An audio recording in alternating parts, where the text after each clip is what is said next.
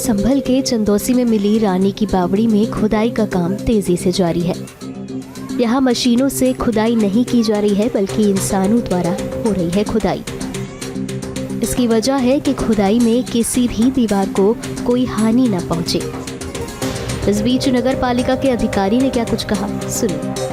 अभी तक तो हम अपने स्टाफ से ही खुदाई करवा रहे थे, पालिका के कर्मचारियों से ही, लेकिन लगा मुझे कि यह लोग जो उतने एक्सपर्ट नहीं हैं, क्योंकि हमारे कर्मचारी तो सफाई करने वाले हैं और ये तो मलबा उठा करके फेंकना है, ये ज़्यादा जो है भारी काम है। ये चेयरमैन साहब व्यवस्था किए हैं कि यहाँ पर किसी यही मई गाँव में कोई है वो ठेका दे दिए हैं और उनकी देख रेख है, उनके लेबर काम कर रहे हैं। बाकी हमारी नगर पालिका की टीम, हम लोग खुद पीएससी वहाँ रहती है और एएसआई डिपार्टमेंट के लोग भी जो है मतलब आकर के समय समय पर अपना अध्ययन कर रहे हैं और बाकी रेवेन्यू विभाग से भी मतलब लेखपाल महोदय आकर के जो है देखभाल कर रहे हैं।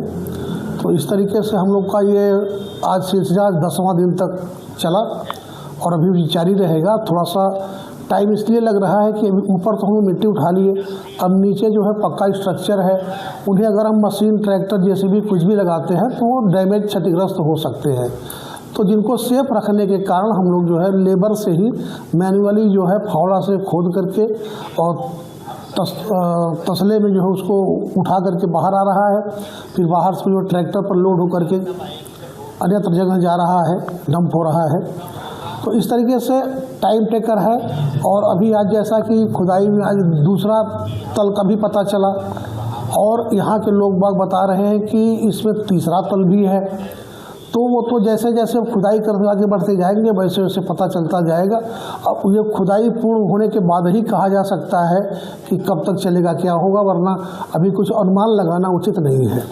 बता दें, कुएं के पास में जो गेट एक दूसरे तल पर निकला है उसके नीचे एक और दिखाई दे रहा है, वो क्या चीज़ दिखाई दे रही है? जैसे गेट तीसरे तल का है। अब वो, हाँ, अब वो स्ट्रक्चर होगा, स्ट्रक्चर है वो, और वो तो अब पूरी खुदाई होने के बाद ऑटोमेटिक पता चल जाएगा। वैसे भी हमारे एएसआई के लोग जो हैं लगातार वो लोग भी लगे हुए हैं और बिल्कुल जो है काम तेज़ी से हो रहा है, जिस तरह होना चाहिए उस तरीके से काम कल से थोड़ा तेज हुआ है, लेकिन इसलिए नहीं पता चल रहा है कि कार्य मैनुअली हो रहा है। वही अगर जेसीबी से खोदनी होती तो अब तक तो उतने जगह को हम पूरा तालाब बना दिए होते अब तक, लेकिन फावड़ा तसली से कितना हम आगे बढ़ सकते हैं।